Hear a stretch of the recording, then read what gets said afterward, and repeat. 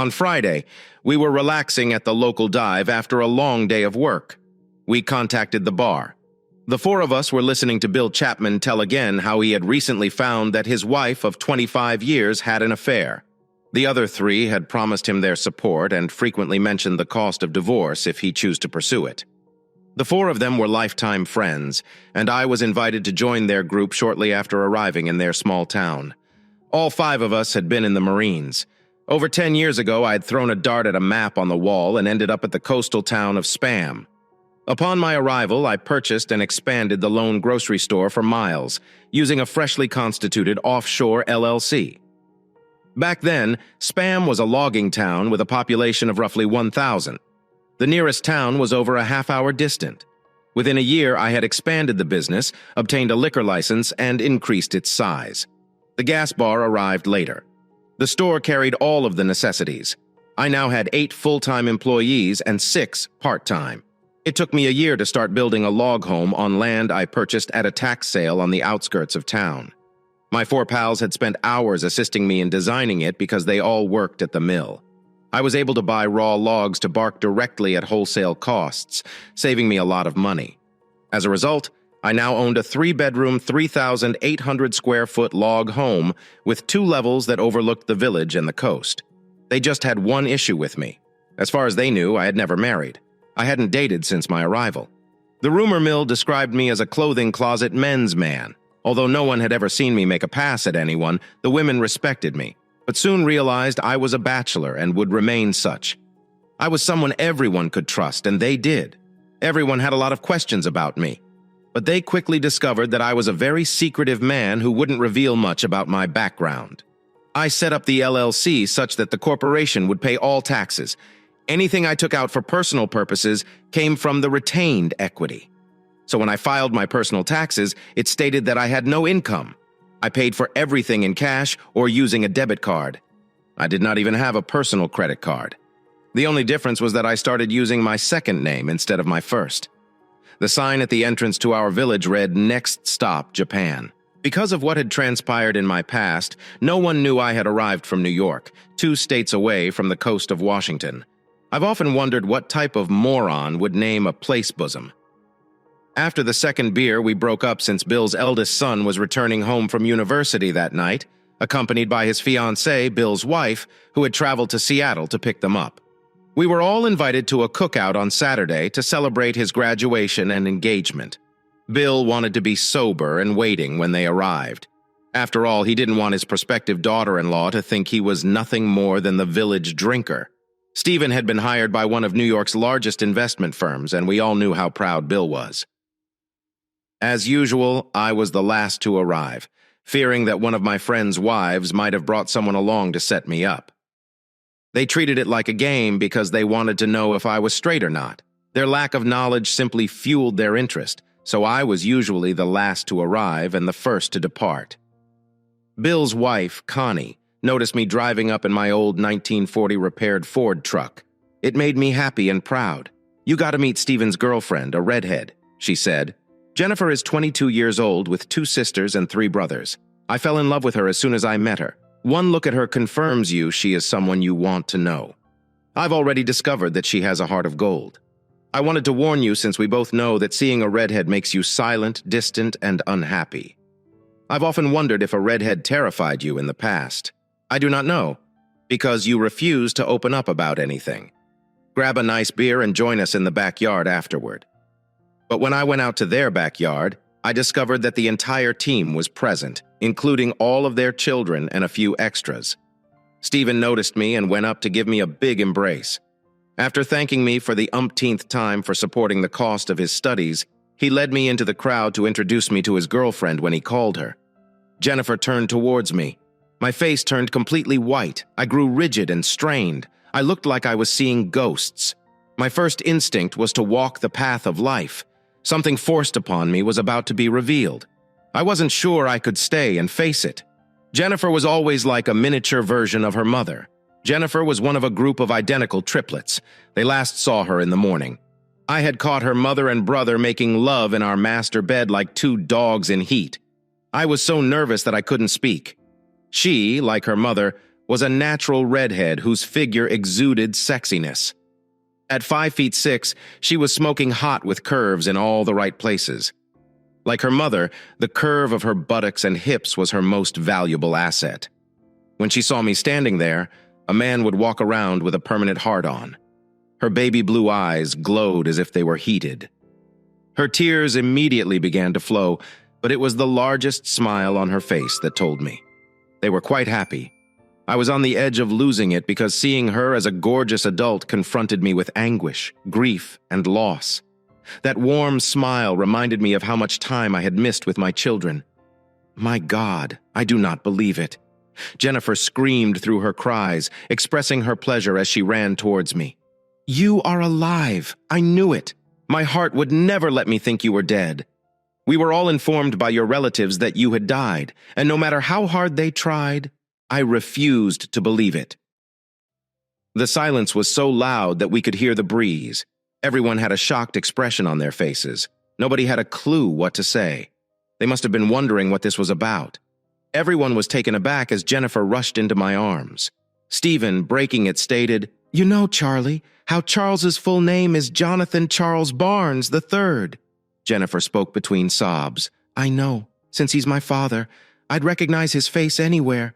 The family has always stated that he committed self-destruction due to financial issues. When we inquired about him, however, I had a gut feeling that something was wrong. Uncle James, my stepfather, was always extremely quiet. He only did this when he had something to conceal. As we grew up, we realized that was his way of avoiding admitting or confronting the truth. I placed my arms around her, gripping her tightly as she buried her face into my neck. We both cried. It had been 15 years since I had hugged one of my daughters like this. At the moment, she was 7 years old. At that point, the love I had kept hidden for so long exploded in our hearts. Let go. Everyone heard our sobs, knowing that everyone expected an explanation. I carefully considered my comments as I tried to calm us both down. I have to admit that it took us both a while. My family expelled me so they could keep their lies and secrets concealed from them. At the time, it was critical to preserve the family name, its public political image, and an honor above reproach. I was compelled, against my will, to sign a non-disclosure agreement and disappear. This occurred after I stepped into my home and discovered my older brother making love to my wife, Jennifer's mother. I had just returned unexpectedly from dropping the girls off at school because I had forgotten my briefcase, which contained the paperwork I required. Before I departed, I witnessed him possess and claim control of my wife. I explained that my brother and wife had no idea I was there until they finished making out. Before confronting them, I recorded a video of their loving making using my cell phone. They laughed about me, catching them as if it was nothing but tears. I walked out.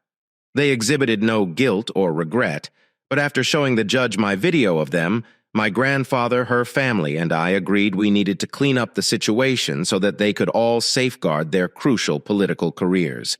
It was also done to allow my brother, the chosen one, to marry my wife. I spoke through tears. Marrying a widow with 3 daughters would be advantageous for him in his political campaign. Time has demonstrated that it was for more than 15 years. To those who know the family truth, especially her mother, I've been the walking dead. Now I'm just Charlie Barnes. Nothing more, nothing less. If fate had not intervened, no one would have known the truth, I stated forcefully. In my wildest thoughts, I never imagined the truth coming out. Everyone was stunned. A couple people appeared to be about to puke up. I observed Connie was gazing down at the ground, attempting to conceal her own humiliation. I could see her struggling to hide her tears. She was beginning to understand for the first time the effects of her own actions through the eyes of others. She had no idea that once the genie was let out of its bottle, everything would change. No one, unless they had experienced the struggle and isolation. Would someone recognize the underlying pain? Holding my kid in my arms for the first time in years helped me realize the unintended effects of a family's concealed facts. At that point, I felt humiliated. My tears began to pour again for myself and my kid. Our mutual healing had started. There were only 2 things that mattered in life. My granddad said it was about money and power. The rest of it was pure BS. He had both. My first mistake was approaching him after catching my wife and brother when I was very disturbed. At that period, the judge was being considered for the Supreme Court, and a scandal would have wrecked his chances. By the time I finished telling him what I had learned, he had already begun plotting with his legal mind to handle the situation such that the events would never be revealed. He viewed the video, and I've never heard him curse more in his life. His first call was to my wife's father, Senator Jones of Maine. He told Raymond Thompson what I had caught and filmed. I texted him the video file. Jones's father's outrage made it apparent that he was not impressed. He stated he'd take a private jet out. They both agreed that no action would be taken until the three of us had discussed everything before making the following call. He put on a program that would record the discussion he was about to have with a cold, harsh expression. He called my wife and listened to one side of a conversation in which the moniker Jerk 304 and other derogatory names would have appeared hilarious if I hadn't used them myself. He slammed down on her like a ton of bricks, making it apparent that she and my foolish brother had been acting like immature teens. If this comes out, your father's and my careers are over. None of this would be occurring, Joan, if you had learned how to cross your legs. It wouldn't have been an issue. But James's family and the media will chew it up. My grandfather stated the reporters would be claiming incest on the front page, and he put his finger over his mouth to urge me to stay silent. He put the phone on speaker and asked Joan if her 3 girls were indeed mine. She said yes. My grandfather asked, "Well, how do you know for sure?" "Perhaps because you've proven yourself to be nothing more than another man's 304. We should do blood tests to make sure." Joan became enraged.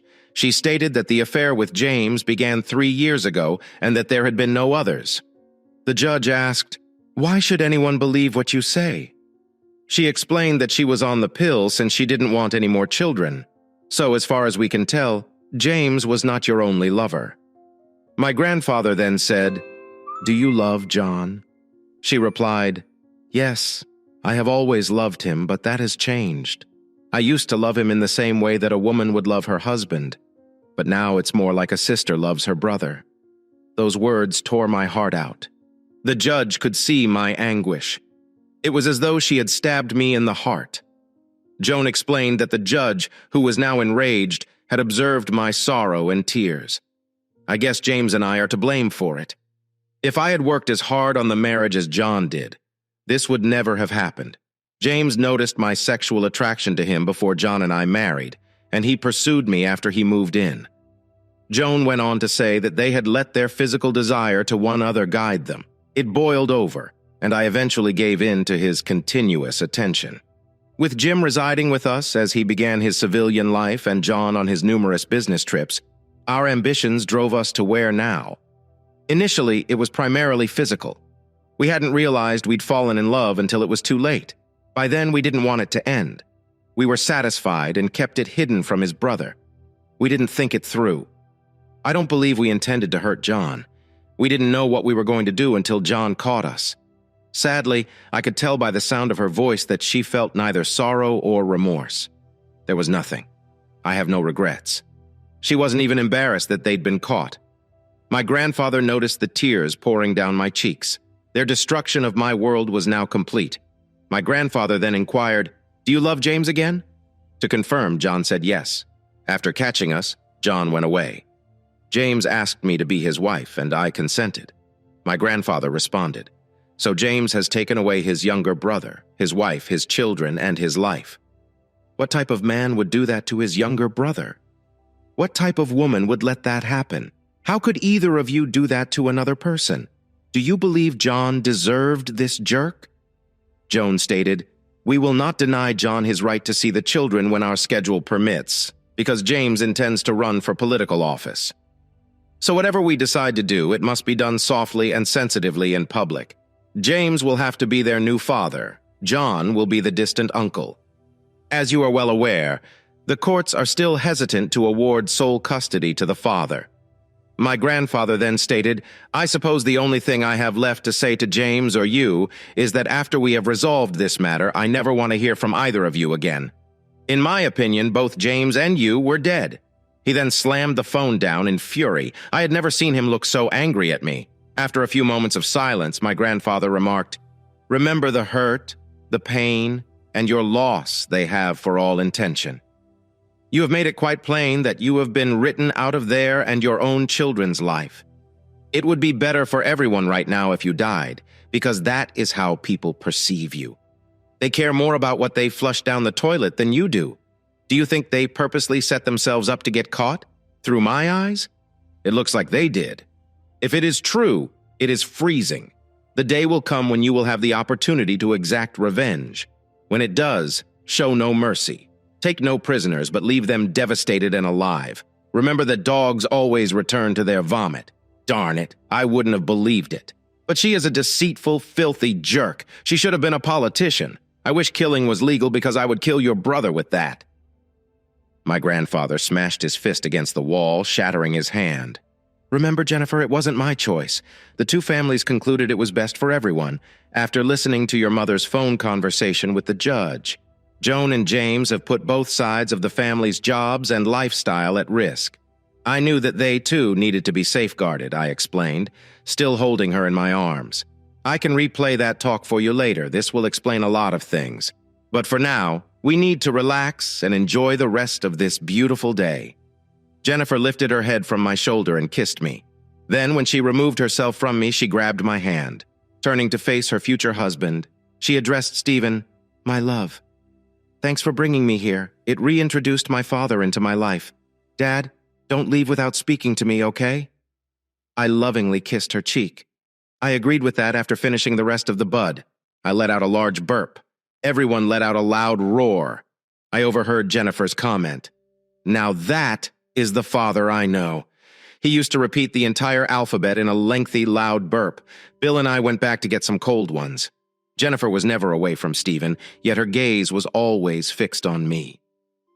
"You astound me," Bill said. "I was crying in my beer last night after my wife admitted she was chased, caught, and slipped. She even stated that she didn't enjoy the entire experience. You sat there not saying anything. Now I see why what you went through makes me feel like what I'm dealing with is nothing but breadcrumbs. It has given me a whole new perspective. How you handled it, I'll never understand. But now I understand why you walk alone. Are you now willing to provide me any advice?" I laughed and responded, "I'll have Connie go through marriage therapy with you. Tell her you need to understand what drove her to do what she did before you can truly forgive her. Each session will reinforce her own feelings of shame and guilt." I noticed it when I explained why I hadn't seen Jennifer in a long time. Connie still loves you. That's why she feels so strongly about her quilt. It will be a period of time in which both of you will be able to bring this situation to a close with lasting healing and forgiveness. I approve of your son's choice of a woman, which made us both roar. We returned to join the party. We'd pretty well cleared up everything Bill and Connie had cooked. Bill stood up with Connie by his side, catching everyone's attention. "Most of you are unaware that our son Stephen graduated debt-free because to a private scholarship offered by our dear friend and future father-in-law, Charlie. Jennifer, welcome to our family. If you have half the integrity and wisdom that your father does." "My son is a truly blessed individual," Bill said. Connie told my new daughter and son, "Remember that in your journey as man and wife, you are only human at times. There will be situations created by the other that you believe you cannot overcome." Bill and I felt we'd reached that point, but we received some excellent advice. As a result, we shall seek outside professional assistance. Remember, it's easy to say sorry, but it's difficult to go on if you don't understand why something happened. Never allow pride stand in the way of your marriage. Everyone agreed, so I offered another toast for them. Later, when I was doing my rounds, I said farewell. Connie approached me, dropped a kiss on my cheek, and said, "Thank you for convincing my husband to give us another chance. We will seek counseling to attempt to sort things out. My family owes you so much." I searched around for Jennifer, but she was nowhere to be seen, so I entered the house and went to the front door. I observed 2 suitcases by the front door. "I hope you aren't leaving without me, Dad." My daughter spoke. "Steve agrees that since we're home, I should stay with you. It will allow us to reconnect with one another. After all, we both anticipate my biological father to lead me down the aisle." I lost it again. It was hilarious watching her drive the ancient Ford home. She'd never driven a Standard in her life. I just watched while mentally calculating the cost of a new gearbox because she kept using the clutch as a brake, and her inexperience caused her to grind the gears. Her jaw dropped when she saw the double-curved gravel driveway leading up the hill to my house. She stalled at least 5 times. It made me laugh. However, it was a simple memory. I would treasure the rest of my life as soon as we moved into my house. I heated the wood stove to take the chill off the evening, then gave her a royal tour after planning her baggage and her new room. By the end of the tour, she had fallen in love with my log home. Each of the bedrooms was constructed as if it were a master bedroom, with their own bathrooms. The open kitchen with a pantry off to the side, open floor, dining area, and living room made the space feel larger, with the office room, half bathroom, and stairs at the end. We'd saved the office or computer room for last so I could let her play the conversation. My grandfather had recorded so many years ago. After hearing it, she asked for a copy, so I copied it onto a stick and handed it to her. I also copied the video of making love. She noted that the files were originally created 2 days before my supposed demise. I left her crying and grieving, knowing she was going through the full range of emotions, from love to hatred. The raw truth of hearing someone you love's voice from their own mouth, confirming that all they had told you in your life was a lie, had to shatter one's trust and faith. I had gone into the kitchen, poured a glass of wine, and sat on the couch facing the window, watching the village lights below. When she finally came out to join me, I could see the puffiness in her tears and swollen eyes. She sat down alongside me, so I took her in my arms and embraced her without saying anything. My daughter spoke just as the cups were nearly empty. All my life, I've been told. They became closer as they lamented your passing, only to discover they had fallen in love, and then they married. Jennifer stated it was the state's largest wedding that year. My mother's voice proves that everything they stated was a lie. I'm still having trouble understanding their coldness towards you. I wonder if it was done out of hate. Mother claims to have loved you until your death. It is making me doubt if everything they said to us was true. It will take time for you to figure it out. Heck, I still don't get it all. Worse, there may not be an appropriate explanation as to why I responded. If this information is revealed, their marriage may not be lawful. James's re-election bid to the Senate will fail. I have a copy of the non-disclosure agreement I had to sign with the judge and your mother's father. It describes what I had to accomplish and why it had to be done. I'll give you a copy before you depart. They snatched your children from you and altered our lives in ways we will never understand. Jen responded, "They were acting like gods. The only thing I don't understand is why you allowed them. First and foremost, they had built me a crutch. My grandfather believed till his death that they had everything prepared. They assumed that the rest of the family on both sides had too much to lose and would go to any length to hide it. Their family's long-term conduct proven them correct. So there was no negative impact on your mother or my brother. As a result, they kept everything. My prior company lost a significant amount of their reserve funds. My ex took the company public and changed my equity into shares to raise much-needed funds. In terms of public perception, it was out of sight and out of memory. Both the judge and your mother's father put offshore funds into a new LLC formed in my name to assist me rebuild my life far away. I explained to John and James that a wealthy family could find a way to make everything disappear. They relied on that fact. They relied on it, as time has shown. So now everything I do goes through the LLC, so I don't have any personal income to declare. This was done to make it difficult for anyone to find me. The worldwide corporation is in a tax-free haven, and every penny I receive comes from retained earnings. My computer room is where I manage. The LLC has several successful investments, I explained. My grandfather warned me that the truth will eventually come out, but I had to promise him I'd wait till it happened. Only then would I be free. He stated that the truth about what happened will bring the two of them down. Now, you know that when I escort you down the aisle, many people will see my face. There is no way they can conceal it. Their past will start to unwind. It will become a major public controversy. The business here provides me the appearance of leading a normal life, I stated. Our wedding is scheduled for the 6th of August. They've already leased the hall. I booked the chapel and sent out the invites. Grandfather Barnes was going to lead me down the aisle. But after he hears about our talk, he will gladly give up his seat for you, Jen stated. With my media connections back home, I'd like to have the information on the stick released on the Sunday before my wedding and the search for your death certificate to begin. I want them to pay for what they've done. Do you give me permission to notify your father that you are alive when the conversation is finally released? Why didn't you remarry and start a new life? Yes. You can tell my father, though I assume he is already aware that I am still alive. The solution to the second question is rather straightforward. Your mother and I have not divorced.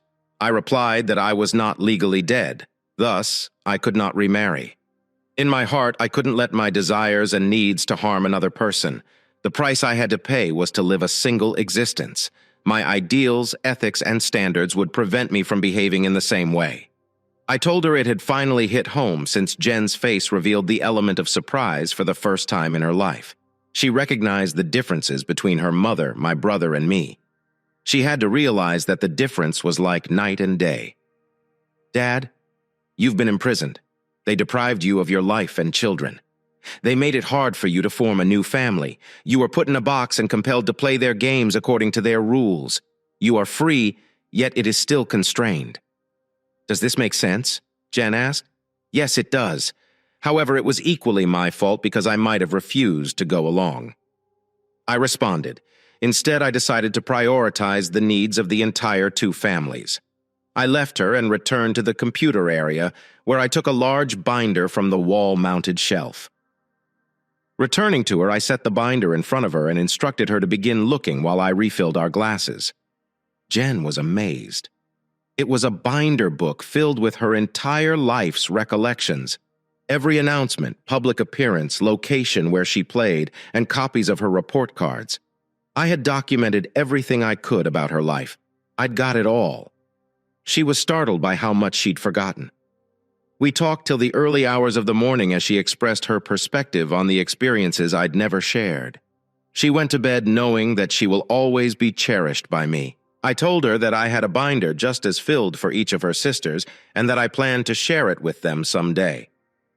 She stayed for 2 weeks, splitting her time between Stephen's family and myself. By the time she departed, we were closer than we had ever been. I felt grateful to have her back in my life. On the last Friday of July, an order was issued for me to buy short the stock of a firm I previously owned. Its current worth was $129 per share. I was gambling with my future. By the end of the day, I had more than 1 million shares. Jennifer's mother was the current CEO. All of my initial shares should be held in trust for my children until the age of 25. That was how it was set up, but it may have been changed after I departed 15 years ago. They calculated the company's market worth to be around $45 per share bill. Connie and I would fly out the following Thursday on a private jet that I had reserved. Jennifer had kept her pledge of silence, but she called me every day to keep me updated on what was going on with Stephen's phone. My stockbroker had been instructed to continue buying shares every day until August 5th, and then only sell the shares purchased at the highest price to pay the margins required on that market day.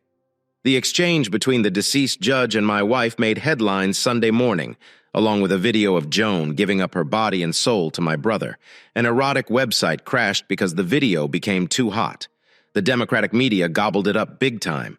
By the end of the day, there was a full-fledged hunt for my death certificate, divorce records, and any other material pertaining to the settlement of my estate. Questions were made regarding how I should have died if I had been murdered. My daughter called at 11 p.m., which was 7 o'clock on the West Coast, in New York. She thoroughly enjoyed the news coverage. Her mother and stepfather were panicking. Jennifer, her sisters, Judy, and Joe had been attempting to gain clarity from their mother about everything. Jonah James refused to answer any of their inquiries. One of the questions they asked was whether our father was still alive. Jen then said that the second bombshell would be released overnight. Those who read it stated it appeared that the family, under the supervision of James and Jones Barnes, forced me to disappear. The accounts to which the family appeared to have sent the monies had never existed, adding to the speculation that I was set up to be killed. She then stated that she was going to summon my father into his office and gave him the phone. As my father spoke, I heard his office door close. "Hello?" I answered, "Hello, Dad." "John, is that really you?" he inquired gently. "How are you doing, son?" "Yes, it is. I'm good. Jen can fill you in." "How?" His mother. "How much do you know?" I responded. "We found out about the whole affair approximately a week after the publishing of the story of your self-deletion and why they thought it was essential. We're a little older, but we're both really healthy. All things considered, you will be proud of how well your daughters have turned out. But tell me how." "Jennifer, figure it out," my father inquired. "She discovered me by mistake. It turns out her intended is the son of a close friend. His family hosted a cookout to introduce her and celebrate his graduation from university. When Stephen led me over to her, she turned to face me and recognized me immediately away. We have remained in contact ever since.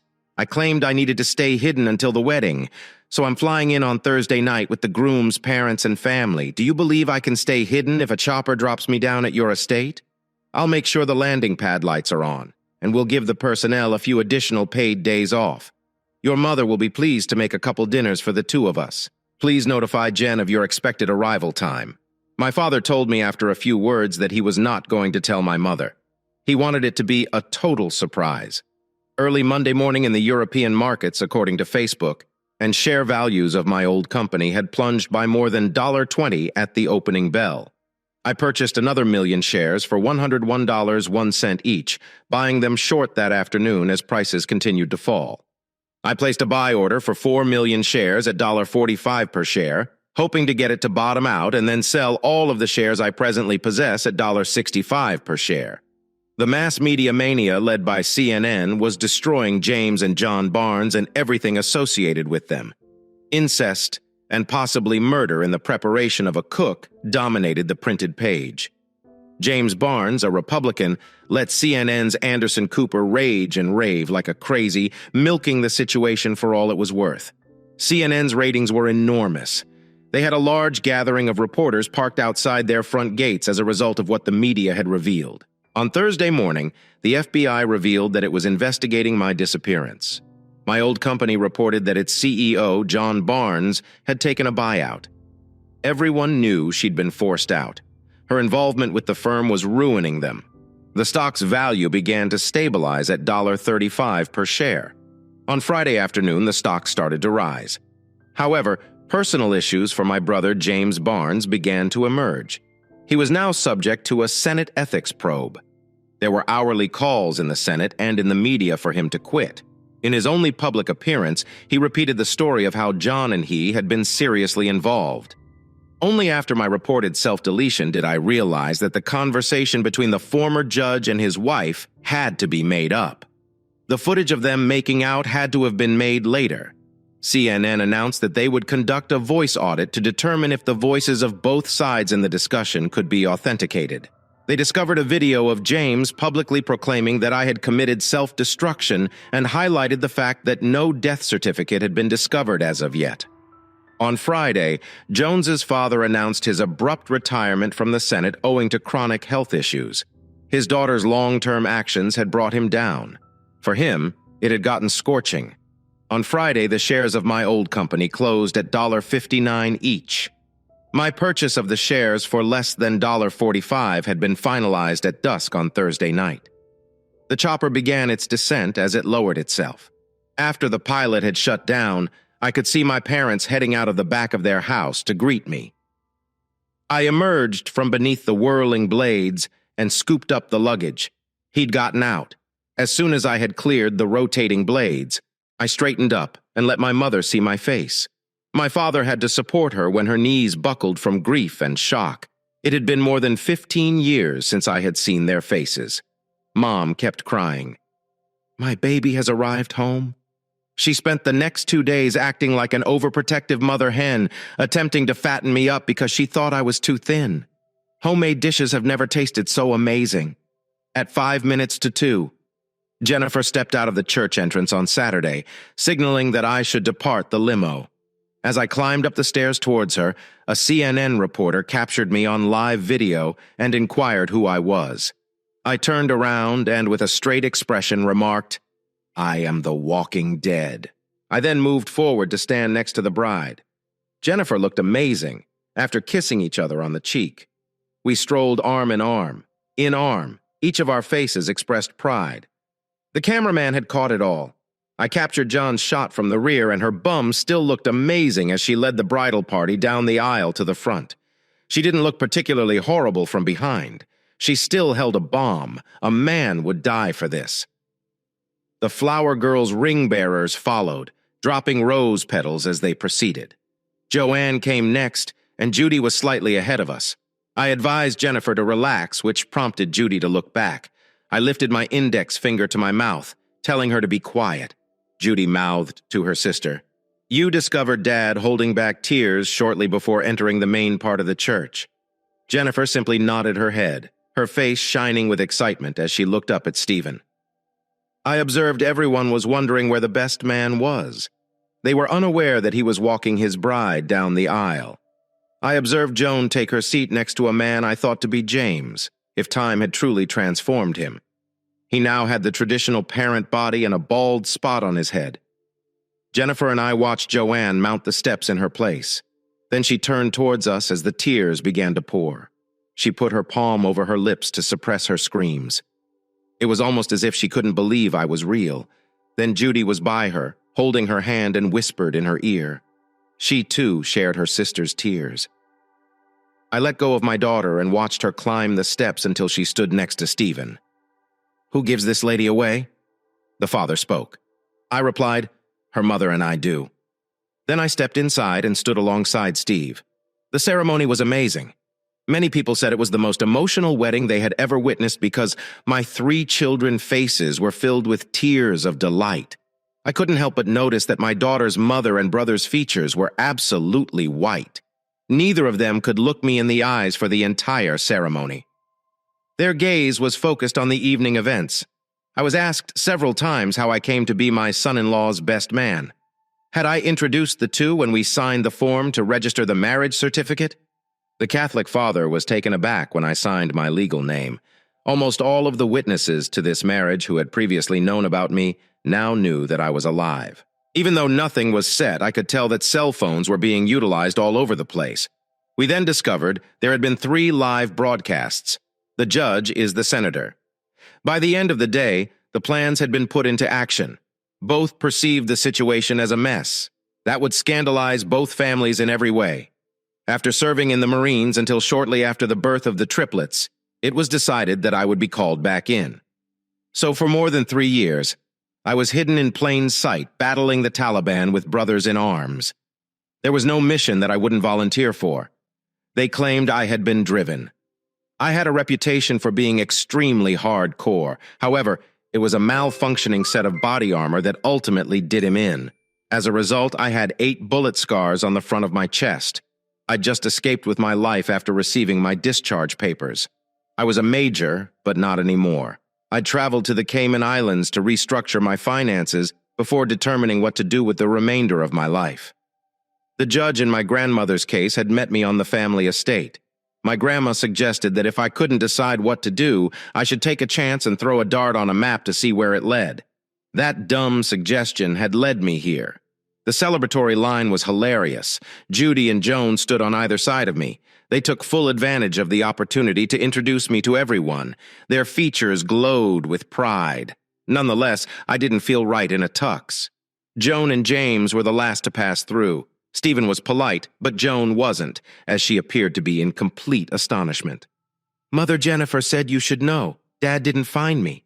I discovered him. It was I who knew everything about what you both did. Released. Dad reluctantly gave me copies of it so I could show my sisters what had really transpired. He had no idea what I was doing. What James and you did to every one of us is unforgivable. I determined it needed to be set straight. I had to demonstrate that he was not the failure you both made him out to be." Joan was infuriated. Her rage made her want to shout, but she held her tongue and walked away without speaking to me. Joan was wondering herself, is my daughter attempting to destroy my life? James stayed there for a few moments looking at me before saying anything. "We need to talk. We need to work this out, John," James replied softly, staring at me and trying to figure me out. "We are working on it as we speak. But you know, I was there listening via speaker when the judge and Joan spoke." I responded without extending my hand. James glanced at me in disbelief as if he had no idea. "I shall show you both the same consideration that you showed me, which we all know was none. You made your bed. Now deal with it," I said with a chilly tone. "I'll enjoy seeing the consequences." We stood watching the pair walk out the door. My 3 daughters noticed a large smile on my face. "There's something wrong," according to Steve. I just laughed, knowing that as soon as they left the church steps, the 2 of them would be served. Joan was being served with a divorce on the grounds of infidelity. James for the alienation of attachment. It would be covered by the media again. The nightmare for them was about to get much worse. It was time for us to go to the park and take pictures for their wedding books. So the bridal party hopped into a large limo and had a glass of champagne on the way there. Jennifer described everything to her 2 sisters, who were hugging me tightly. They were astonished to find that Jen had spent 2 weeks with me while getting to know her in-laws. My 3 daughters had grown up to be stunning ladies. They made me proud. Jen detailed how we went through all of the information I had gathered about her over the years. Jen stated she had the idea that I knew more about her than she did about herself. Then she said, "He has one on each of you, just as thick." It demonstrated to me, Jen, that he never ceased loving us. The only awkward time throughout the photo shoot was when all 5 of us, including our parents, were present. We got around it by including Connie and Bill. Between the rest of us and their inability to get 3 of us to smile, James and Joan were in a bad mood. Their world was falling quickly. My identity was now revealed, and the media was having a field day. The Walking Dead was alive. It became the media's cry. Everything they thought they knew was being rehashed, as the Democratic media always does. Everything was being taken to extremes. The bridal dinner was extravagant. Then it was time for the toast from the best man and father of the bride. I threaded it with tact.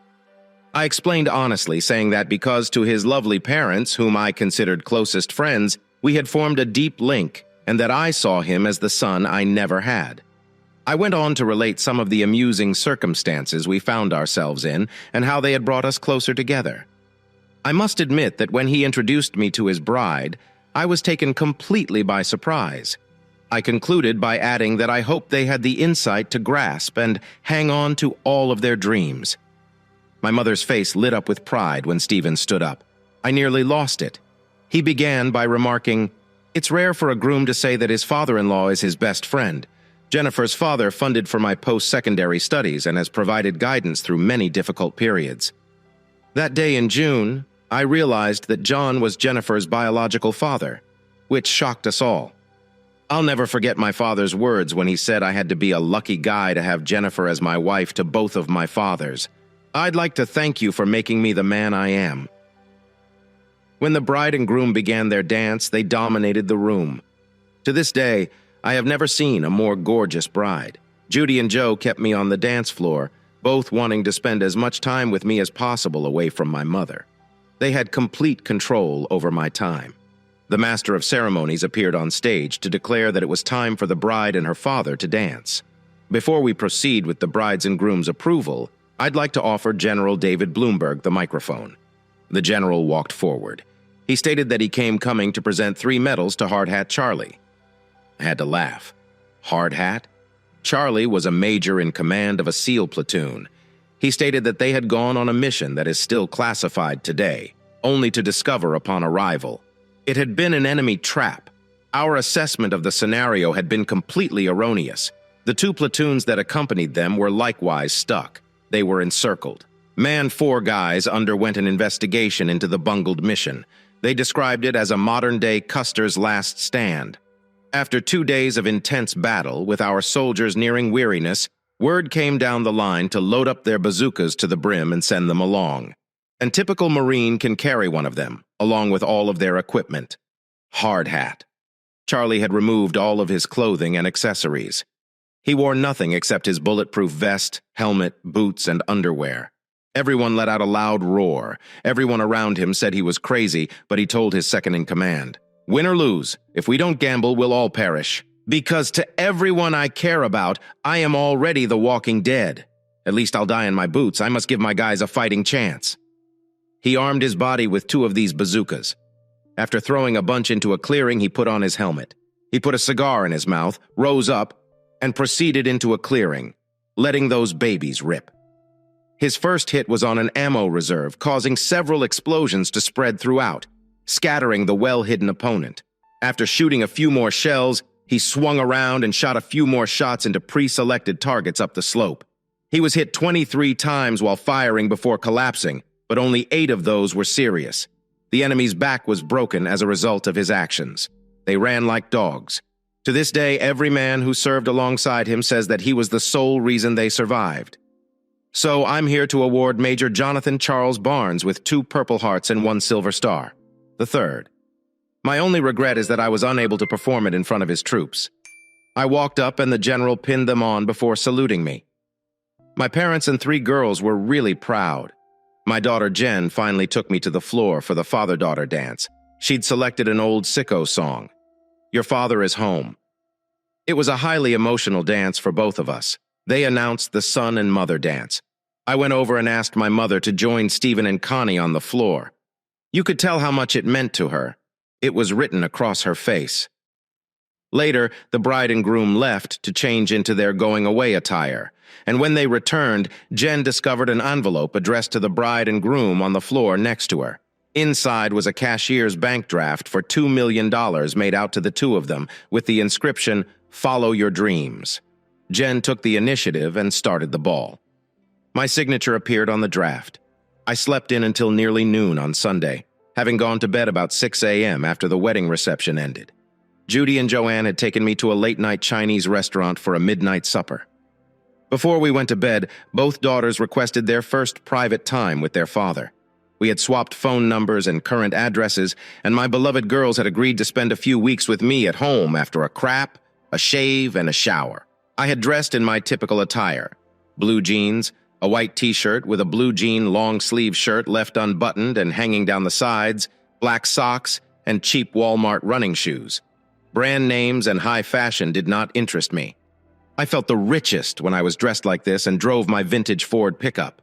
I was just an ordinary individual who led a basic lifestyle. I downed the stairs to locate a home for Mom and Dad, Bill and Connie, the rest of their offspring, 7 of them. And I have 2 daughters. Connie was telling my girls about how I had saved their marriage and how, for over 10 years, every one of their acquaintances had attempted to find out if I was straight or not. Your father, although not being religious, had the patience of a job. He never made any of us feel uncomfortable when we tried to set him up. We were all startled when Jean named him Dad because we had no idea. Until then, we thought the most important item in his life were his 2 black female cats. After saying hi to everyone, I walked to the kitchen to get some coffee and smoke. Mom joined me and asked what I wanted to eat, so I told her, 6 pancakes, 3 soft eggs with runny yolks, and 4 slices of bacon. She was ecstatic and began pulling out her pants. The cooks moved out of her way. They were aware she was preparing for her son. Dad came in as I sat there, catching me up on what was going on. It seems that the media was having a field day. The headline in the New York Times was, "The Walking Dead is alive." CNN had been covering my military history and had interviewed some of the people I had served with. Most of them expressed surprise that I had survived after being taken down. My father had to laugh when one of them said, "The one thing you never told Charlie was that it couldn't be done because he always found a way to do it." He seemed to relish making his bosses angry. As a leader, he would only push his people as hard as he pushed himself under his command. We all became better men. It was revealed that Joan was married to 2 brothers, and with no record of a divorce, I must have been one of the longest-known cocks. They claimed Senator James Barnes purchased an expensive 304 while crawling between her legs. I couldn't keep my smile hidden. CNN aired an afternoon special encouraging that lifestyle. Feminists applauded her for her lifestyle choices. However, even their comments were condemned. A news crew had been dispatched to interview residents in our small town. Most people have only positive things to say, but it was remarkable how things escalated simply for 5 minutes of fame. Dad laughed. The media has blown this up and created a huge problem. The way they muck things up, by the time this is over, the country will believe you're a saint and you won't have said anything. Both Joan and James are screwed. I stood up and refilled my coffee just as Mom handed me my plate and sat across from me, watching me eat. She was still getting used to the fact that the family's infant had returned home. Joan told Dad, "Your brother claims he had no knowledge of what Mom said to the judge because he went looking for you. Do you think that may be true?" "Who knows?" I responded. "We know that for 3 years she did him on the side, behind my back. Humans cannot remember everything we said or did not say. They had to have talked about the consequences of getting caught and what they would do if that happened. Your mother felt safe enough to say what she did that day.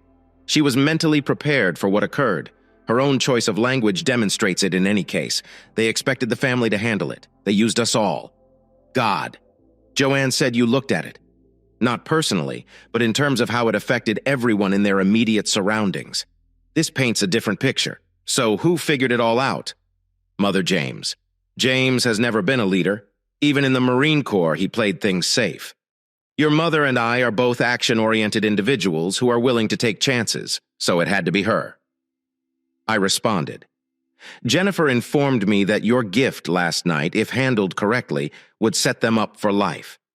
She wouldn't tell me how much it was, but she asked me to tell you that they are investing it for years because they don't want to be in a position where they can just flutter it away," Joanne replied quietly. "Just so you know, the strands of what was done are only beginning to unravel. No one knows what will happen in the end. What people with money and power will do remains unknown until it is disclosed. On Saturday, your mother was served. We've got time."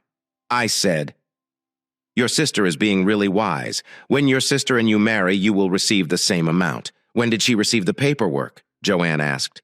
"James was served the same minute she left the church. I'm suing him for alienation of affection. Either way, they're screwed. I had the family trust frozen since I am not dead. The lawyers will scrutinize everything within. If they put their own money in as a result of what happened, I might get theirs as well," I explained. "James will have to pay a few million to settle the lawsuit." Joanne glanced at me silently for a time before saying, "Crap. The trust owns the house they live in. I believe everything is. They may be screwed. It's definitely a disaster. I feel bad for us. All. Lawyers will end up taking a lot, whatever. This was done to safeguard those who no longer required protection. Unfortunately, the innocent are always injured." I mentioned that Judy had been listening to the exchange. I could tell she had something on her mind. So when she asked if she could speak with me alone, I was not surprised. With Dad's permission, we slipped into his office. "Dad," Judy explained, "I have a female acquaintance whose ex-boyfriend has been abusive in the past. She has court orders against him, and he has been jailed several times. He's scheduled to be released again next week, and we're both worried he'll come after us again. She's an RN. I work with her and share an apartment. She has begun an 8-week vacation and has some money in the bank. Mental and emotional. If it weren't for her job, she'd be a complete wreck. She needs to be somewhere where she feels protected and comfortable. I think she needs to leave. She attended the wedding last night and for the first time in a long time expressed a strong interest in a man who she described as tall and carrying a tiny stick. Is it okay if I introduce her to you?" "Of course it is, but we're flying home tomorrow." "So what exactly are you attempting to persuade me to do?" I asked. "Based on what Joanne has informed us about her 2 weeks with you and what you two did. I want you to take her home with you. It sounds like an ideal scenario for her to fully heal. Bill and Connie are wonderful folks, so I am confident she will fit right in," Judy remarked.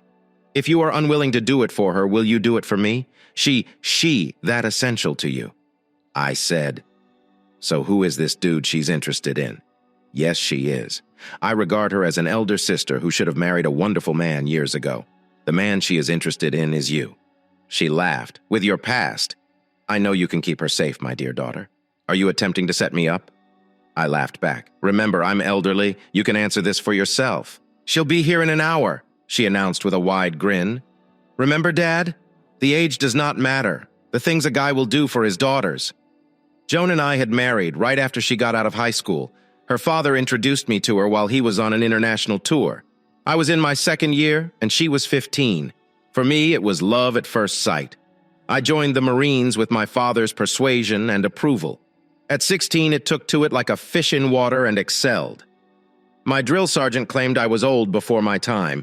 Being psychologically tough and determined allowed me to advance up the ladder faster. The only thing I found challenging was pursuing my study while living in the barracks. Thankfully, schoolwork had always been easy for me. I graduated with my degree in 3 years instead of 5. I had 6 years in when the twins were born and got my first discharge when they were 2. I thought myself a young 44-year-old father. My dad always thought I was an overachiever and was eager to finance my company, and away I went. Thanks to the age of computers, and for years my brokerage company went North America broad. I was always traveling due of business. I must admit that I was too much hands-on. Dad and I were in the backyard shooting a few baskets when Judy came out with her friend. As we watched them stroll towards us, I noticed Judy's girlfriend had long, natural blonde hair. Dad stated she has a set of bumps much like your mom. Good breeding stock, he observed with a chuckle and added, I adore them when they're constructed for comfort and not for speed. I learned that Barbara Ellen Patterson was 33, had never been married, and had grew up in a little town in Ohio. She was 5'9", which made 3 inches shorter than me. She had big shoulders, a great rack, and could play a dang fine game of hoops. She and my dad made mincemeat out of Judy and me. After a couple of games, the ice had been broken and we began conversing like we were old friends. After talking for a few with her, I excused myself and went into my dad's office to make a few phone calls. I eventually opened the door and called to Barbara and Judy to come in. I told Barbara that I had one of the directors of the local hospital where I resided on the line who wanted to chat to her as she talked to him. Judy and I stepped out into the hall. "What's happening, Dad?" Judy asked. I responded, "She's being offered a full-time employment in the emergency department starting in a month, if her references check out. Which, based on what you've told me, I assume that they will. If she accepts, she can hitch a ride with me when I go home tomorrow and remain with me until she finds a place. It will be up to you to forward to her or get rid of whatever she can't take with her. The pay won't be as high, but the cost of living is lower." Judy hugged me and gave me a huge big kiss on the cheek. "Thanks, Dad. I knew you would come through. I had discussed this with Joanne, and she felt you would too. You have made it possible that she can finally put the past in the past. Thank you for putting her free." Barbara accepted the position. The transformation she experienced was incredible. Her genuine warmth and love began to shine through. We were all overjoyed to see it. My father, a lawyer, drew up a power of attorney that would allow Judy to act on Barbara's behalf. I suggested to Barbara that she create a new email account and text everyone she wanted to stay in touch with, reminding them that she would be sending them her new phone number and that she would keep them updated via the new email account. That within a week, Barb, Judy, and Joanne were overjoyed. They hurried out the door to assist Barbara in getting ready to leave. The jet took off at 4 p.m. and returned to port shortly before 8 p.m. Connie and Barbara bonded along the way. Bill and I discussed how impressed he was by my parents and girls. He warned me to be cautious because Barb was more gentle. My old company's shares was now valued at $103. CNN would receive 2 envelopes from a courier tomorrow morning, carrying my death certificate and the location of my grave. It was shortly after 9 p.m. when we arrived at Spam. I drove by the small hospital so Barbara could see where she would work, before leaving town for my home. Barbara appeared happy the farther we moved from the East Coast. I drove the truck up my driveway.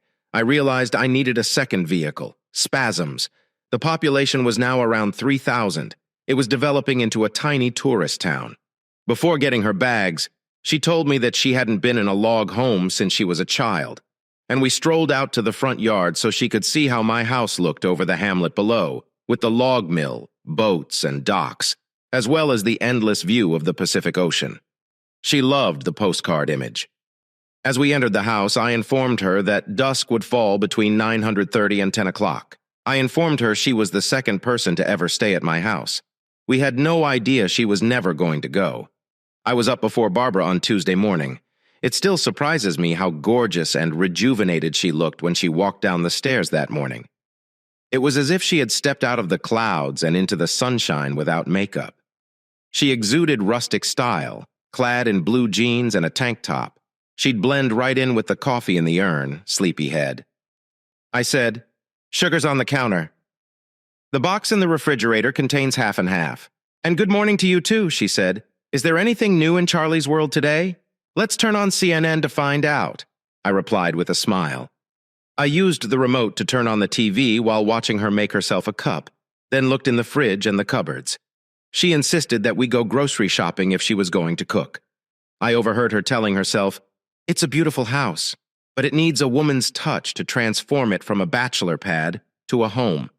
It reminded me of something my mother might say. CNN had a field day after receiving the death certificate. They noticed that the signature on it was from a doctor with a questionable background. He was now serving time. A news crew was dispatched to the graveyard, which was known to be frequently used by the mob. Barb noticed me smiling and remarked, "You knew I had to admit I did." I then stated that the judge, in order to protect himself, set this up several years after his death. I inherited his estate in the Cayman Islands. I realized he would make them pay. I asked the caregiver to mail this information in. She smiled and explained that Judy, Joe, and she had spent the majority of Sunday night and Monday morning analyzing everything about the issue. They all agreed that Joan and James were receiving what they deserved. "All of you girls seem to despise what their mother done.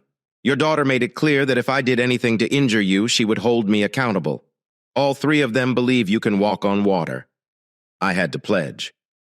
Judy provides daily updates on how we're getting along, Barbara replied when I told her what I thought about you on Saturday night. After the general finished his little speech, she began to prepare. I questioned her why she was doing what she was doing, and she answered, "My father is a good man who deserves a good, honest woman in his life. After our coffees, let's travel over to the port so you can get your Washington State driver's license, apply for your nursing license, and do some serious grocery shopping, if that's acceptable. They have a Golden Corral there, so we can eat an early lunch." I said, "Sounds like a plan for the day. If we can arrange to stop at the hospital so that I can go to the Human Resources Department and fill out a formal application." She replied and handed me her phone. "I need you to include our legal address in the memoranda so I can get it after we stop for coffee before heading out." She asked me if she could drive. I let her, and she smiled a mile wide. She handled the clutch as if she'd been doing it her entire life. When I expressed my surprise at how well she was doing, she explained that she had been driving tractors since she was 9. If you're in the country and don't drive a standard, it's like saying you'll never amount to anything. After lunch, we went to the hospital and completed our tasks. Then she went to the state local office, where she was informed that her replacement licenses will arrive within a week. Next, Walmart. The groceries we purchased filled the truck. We'd overloaded it. I wasn't expecting the new copper non-stick pots and pans. The new silverware consisted of a complete set of 12 plates. Her explanation was that my pitiful kitchenware demonstrated that I did not cook, which was correct. While she was in the hospital's Human Resources Department. I had called my insurance provider, so our final trip was at the local Jeep dealership, where I purchased a brand new, fully outfitted Jeep 4X4. My insurance agent faxed over evidence of insurance so we could drive it home. She drove it home, following me the entire way. When we got home, she let me to unload the groceries. Then she told me to move out of her way and leave her alone so she could properly set up the kitchen. Dawn dishwater soap was used right away once it was unpacked. She scrubbed every cabinet before unpacking anything. It seemed as if she was establishing a new home. I watched in awe as she organized the kitchen and made it her own. I should have noticed the warning signs, but I was blind. I entered the living room and turned on the news. If it hadn't been so tragic, I'd have laughed. They had discovered my grave and wanted to know if I was still alive, who was buried there. It would take the FBI to respond to that. I heard Barbara's cell phone ring and was able to obtain that information. Judy was getting an update, so I yelled, "Tell Judy you have not assaulted me yet." Barb did and then yelled back, "Your daughter claims you can be a real a-hole." I laughed. I knew I was too old for her, so that was it. She didn't finish until nearly 10 o'clock. To celebrate, I poured us both a tall glass of homemade blackberry wine, and we watched the town lights twinkle below before retiring to our separate beds. When I awoke, I could smell bacon being fried. Coffee was produced. Barbara was dressed in a handcrafted full-length housecoat and matching nightgown. I mentioned that it was hand-stitched and inquired how long it had taken her to make it. She mentioned 2 months. But how did they know? I responded, "Because you can't get that quality in any store." She smiled and remarked, "I like a man who notices small details." Breakfast was nearly ready. 6 3 runny eggs and 4 pieces of bacon for me with warmed pure maple syrup.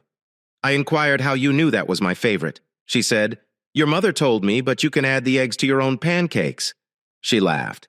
I asked her, "What else has my mother told you?" She grinned and said, "That's for me to know and you to discover." I smiled and told myself, I could get used to this. I told her I was going to check in at the store and pick up the plates after paying the taxes cheaply.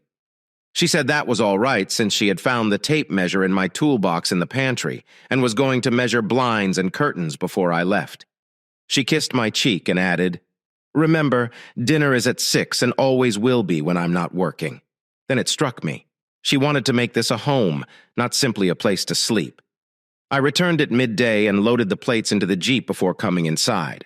Barbara gave me wonderful news. The FBI was digging up my tomb that afternoon. We both wondered what they would discover. It was discovered that my death certificate had been produced the day before I re-enlisted. CNN was covering it live. I got a text from the lawyers requesting me to call. It found out that Joan sought a rapid divorce in the trust situation, which was handled independently. She would not argue on grounds of adultery. They believed that if they pursued that route, the time limit for granting the divorce would be lifted because she had already remarried. I told them to go ahead. Barb told me I was making the correct decision. She stated that she was finished measuring and that we needed to talk rod-style materials and pricing. I asked, "Why?" She answered, "Because this town is growing and it won't be long before more homes are built, giving them a direct view into your home. Furthermore, finishing the house will enhance value for the next 4 hours." We talked about each space and ordered the materials online. After spending $10,000, I inquired if she expected me to hang them when they arrived, and she answered absolutely. That is a man's job, but I can help. She decided she should check in with Judy, and we were grateful that she did. Judy had inside information about what they discovered in the coffin, which was packed, taped, and bubble-wrapped for protection. A Federal Express sealed envelope. When it was opened, it revealed a message that said, "Next time, James and Joan, when you try to kill someone, make sure the person you hire is competent." It was signed by me. When Barb hung up the phone, I let out a shout. She sought for an explanation. So I informed her that before I left to report, the judge had me sign several blank pages as if I were signing a letter. What they discovered must have been one of them. Barb was about to start supper when I received a phone call informing me that all of my buddies and their wives were on their way to welcome Barb to the neighborhood. I told her not to bother starting anything because we were going to have a house full. They wished to welcome Barb to our village and group. Apparently, Connie had spread the word that I had brought a classy lady back with me, and my children had agreed. All the females wanted to meet the lady who had managed to capture my interest. They would joke all night about how they needed to see it to believe it. Charlie finally had a girlfriend. Within 10 minutes, the entire group had arrived. I happily introduced Barb to everyone. We were hosting a potluck supper with country-style fried chicken, baked beans, nachos and cheese, potatoes, chips, fries, coleslaw, salad, fresh buns, 2 cases of beer, and pecan pie. Barb's meal selection was popular among all of the ladies. After introducing herself, she quickly settled in and began discussing with the ladies about the curtains, shades, and rods she had bought, stating that they would arrive on Friday. We decided to get together on Saturday afternoon and put them up. But she demanded they bring nothing since she would make a meal for everyone. Early Thursday morning, we went to a superstore in Port. Barb requested a large gas BBQ, a deep oil fryer, and a smoker with the necessary tanks. We ended up purchasing a patio set that could seat 8 people and included 8 extra seats, and we had it delivered the next day. I purchased pre-cut lumber to create a couple of tables. Friday morning, I began making her an outside cedar table that, when collapsible, would stand against the back outside wall. When pulled out and used, it would serve as the primary counter for persons receiving food. I stained it to match the stain on our log home and treated it in the same way. She adored it. Thank God, Ace Hardware pre-assembled. It saved a great deal of time. Saturday at noon, they brought their ladders, and the 5 of us quickly got the rod set up in all of the rooms. We let the ladies put up the drapes. I had to declare in front of everyone that Barb had a terrific sense of design and style, which made her happy. What we had done made the house appear even better, and I admitted it. I chuckled because Barb flushed. Bill pointed out that I'd need a garage and a storage space for my outdoor items before the winter weather came in. I had to admit that he was correct, but if I was going to build it right, I needed a secure route with a mudroom for coats and boots, all built with locks. Barb mentioned that we need place for 2 freezers. I groaned. Connie caught on and asked, "Are you already planning for more children?" I reddened, and everyone roared. Connie replied, "Poor Charlie, he's already henpecked and doesn't realize it." Everyone roared again. Barb had smoked and slow-cooked pound 20 of ribs, served a large potato salad, and made a fast, shredded, pickled cabbage relish in a standard salad. It was a hit with everyone, so all the ladies wanted to know how the cabbage was prepared, to reward her for all of her hard work. I prepared her breakfast on Sunday. Then, with friends, we took a cruise up the coast. Seeing how much she enjoyed what we were doing, I decided to take her to Seattle to go whale watching and spend the day at their market. When Judy contacted Barb, she confided to Judy that she was in love. What's the problem? I was too, but I would never move. I was too old, and I considered myself too set in my ways. It's been an intriguing week. We spent over 3 evenings designing and laying out the designs. No matter how hard I disagreed, my 4 best friends relished joking with me about how much I was in love. They were aware that I had a losing hand. The rock removal business would arrive next week to begin leveling off the additional space required. By the time they were finished, we would have county approval for a 4-bay garage, a built-in storage facility in the back with an in-law apartment above, and a 16-foot hallway to Barb's massive mudroom.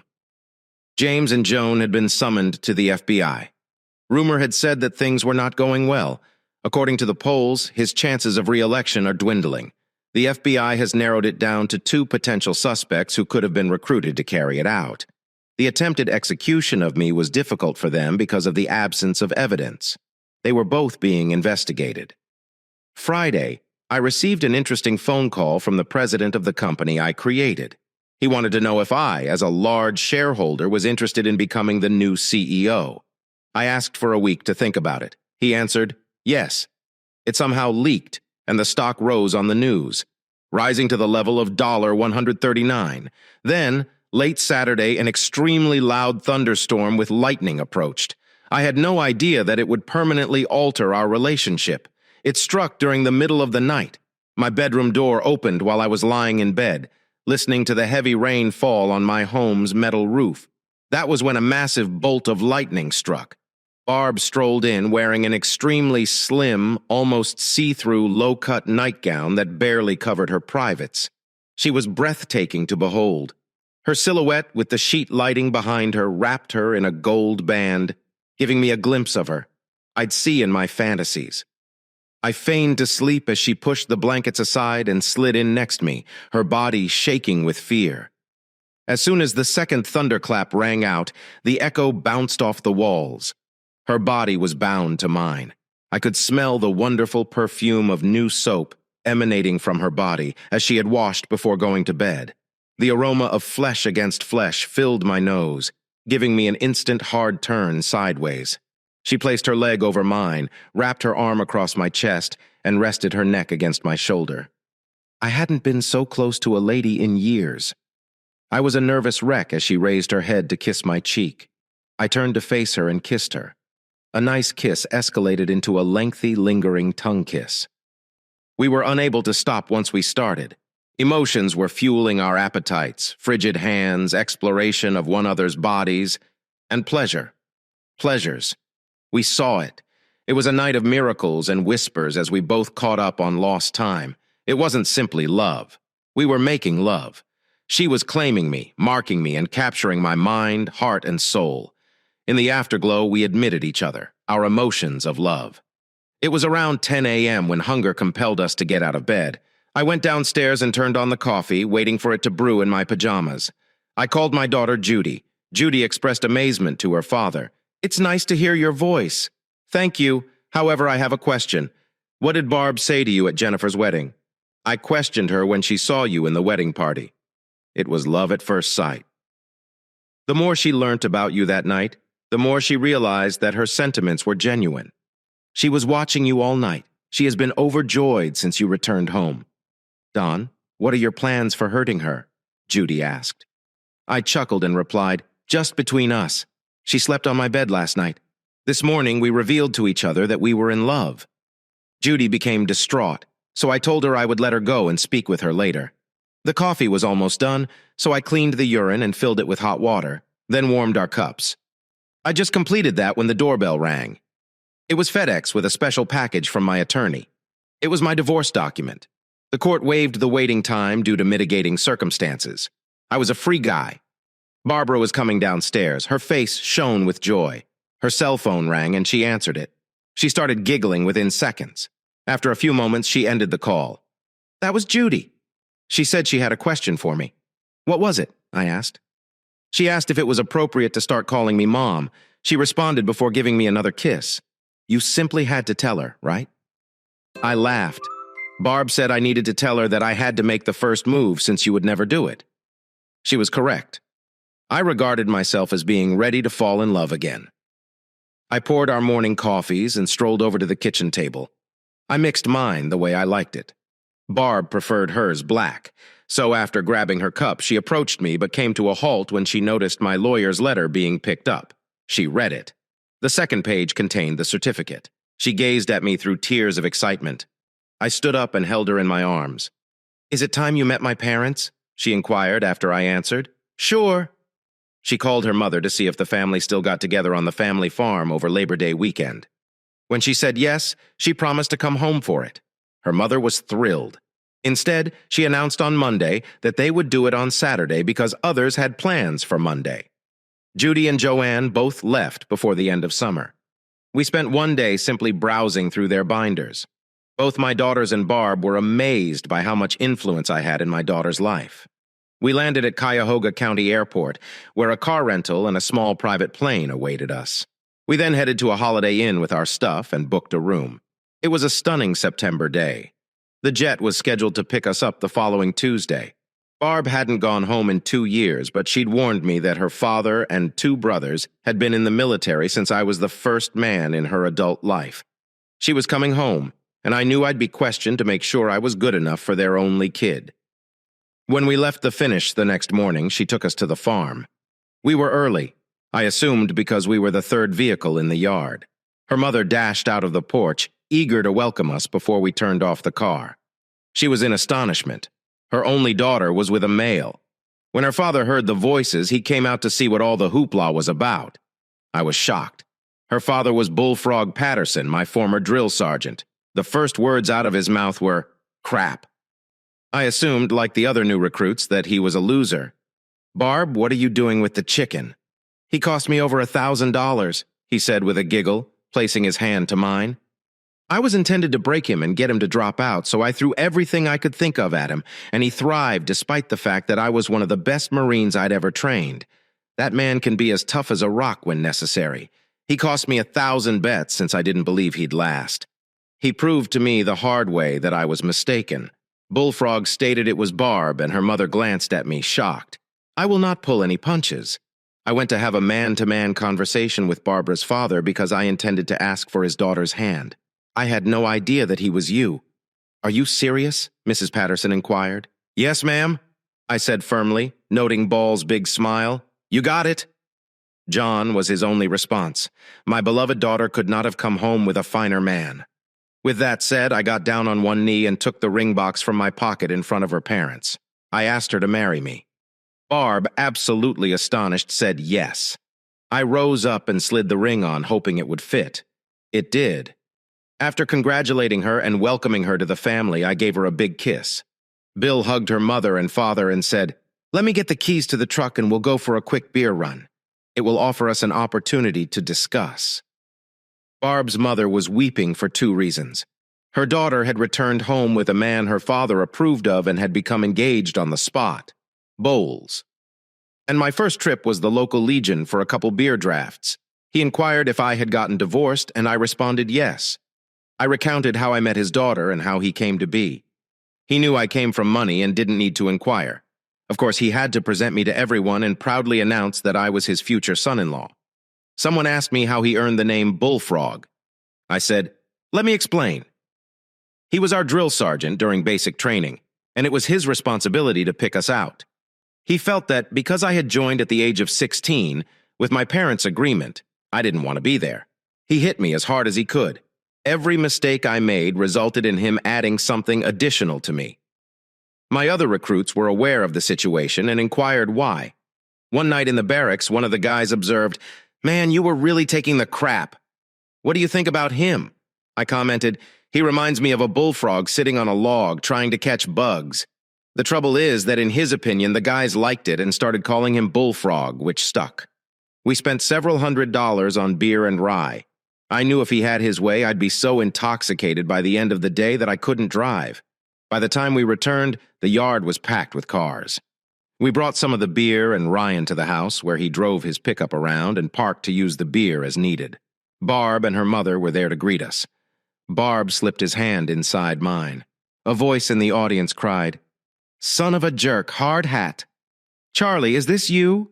I looked up and said, "Measly Mike, old dog. How are you doing, man? It's nice to see you, brother." Within seconds, we were hugging each other like brothers. We recognized right away that we were still excellent friends. Bill looked at us and said, "You guys know each other." "He's the best tech guy I've ever had under me," I said with a wide grin. Bullfrog had trained me, and I was unaware that he was Barbara's father. Bill asked, "John, why did he call you Hard Hat Charlie when I re-enlisted?" I began using my second name and advanced to major before being discharged. I said, "I got that name from my SEAL team on what would be my final mission." "So you are the hardest, Charlie. This saved my son's life." He summarized, and both Mike and I answered, "Sure."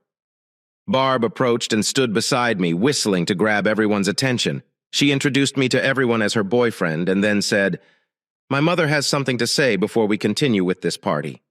Turning to me, she muttered, "I'm keeping the keys because if I know my father and brother, you'll be too goddamn drunk to drive." Barb's mother, Gloria, spoke.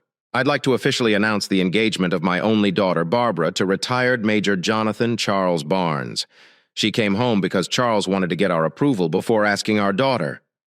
My husband trained him and described him as one of the greatest he'd ever had. It required the most toes for him to give his blessing as soon as he received it. He got down and proposed in front of us. Everyone was surprised, but Mike continued, "You're going to be my brother-in-law," and repeated it as if trying to persuade himself that it was genuine. For the following hour, Barb introduced me to her extended family. Barb revealed to me that she hadn't seen her family seem that proud in a long time. She was correct. They got intoxicated. I'm not sure how we got back to the hotel or, heck, I didn't recall. I spent half the night asking my future wife if I had made a fool of myself. She concluded by remarking, "You outlasted the other two idiots." That did not impress me as I fought to get out of bed. I wasn't feeling well. Barb thought it served me well. I vowed to myself that this would be the last time. During brunch, Barb took a picture of her ring on a whim using her phone and texted it to Judy as an attachment. She texted, "You can call me Mom if you agree to be my maid of honor." Less than 10 minutes later, we were having a conference call. Barb, I, and my 3 very enthusiastic girls were all overjoyed. We learnt that James and Joan were dealing with the FBI on several levels and could face a variety of crimes. Their defense bills were increasing. Both of their careers were ruined. James had DNA tests done on his 3 boys, which revealed that they were all his. I suppose all he was going through and had done had caused misgivings in his own mind. It, like their marriage, may have been tested to the limit. My 3 girls believed they would be lucky to live another year. The money that paid for it all was tracked back to James, who had legal authority granted to him by Joan upon my false death. I had it paid for through the trust. It demonstrated that their plans had begun long before I apprehended them. We had no idea that in his distorted mentality, everything that happened to him was my fault. He still claimed that he had been framed. Most believed he had lost all credibility. My trust, which had yet to be finalized, was suddenly worth millions, and the attorneys would fight over it for months. I informed them that the court had appointed a trustee to act until a settlement was reached. The only issue we were having right now was that my 3 children wanted us to come to New York for a family celebration. We agreed to come as soon as Barb's work schedule allowed it. All of the girls were eager for a date. I resolved it with the board. With my future bride's blessing, I assumed the role of CEO. Meetings would be held on the second and fourth Fridays of each month, with secured conference calls 3 days a week. I wanted to limit my time away. She had become my world. Barb began her first day at the hospital and quickly settled in. Working in the air in a small town provided much free time at times, so she started taking classes to advance her career. She worked 12-hour days one week, then 3 the following. Her hours were from 6 p.m. to 6 p.m., so I would have meals ready to serve. When she returned home, our acquaintances laughed at how domesticated I had become. It made me question if they knew anything about a bachelor's existence. Following her first 3 weeks, we went to New York that Thursday night so that I could attend a press conference the next morning to announce my new position on the board. After that media event, I learned that the court had ruled that because all the changes made to my trust after the report of my false death were made illegally, the court ruled that I would have to pay James and Joe 19% of its current value, and if they wanted any of the personal property, they would have to buy it back at market value if I agreed to sell it. It was a major blow to them. I authorized my lawyers to finalize the split specifics, as long as they kept their family home. Barb and I returned home to my parents after the conference, where we discovered that my 3 kids and Stephen would be joining us on Saturday. Mom and Dad decided to create their own version of Welcome to the Family. Despite having a crew, she prepared the meals. Barb and I had one major challenge to solve: where we would marry and how we would please our relatives and family. By the end of the day, with the help of my parents, we had decided to marry in Ohio, have a second reception here with family and friends, and then gather together with the crew back home once everything was done. I'd ask Barb's brother Mike to be my best man. Judy was Barb's maid of honor. Jen and Joe would be the women in waiting. Stephen and her other brother would round up the wedding party.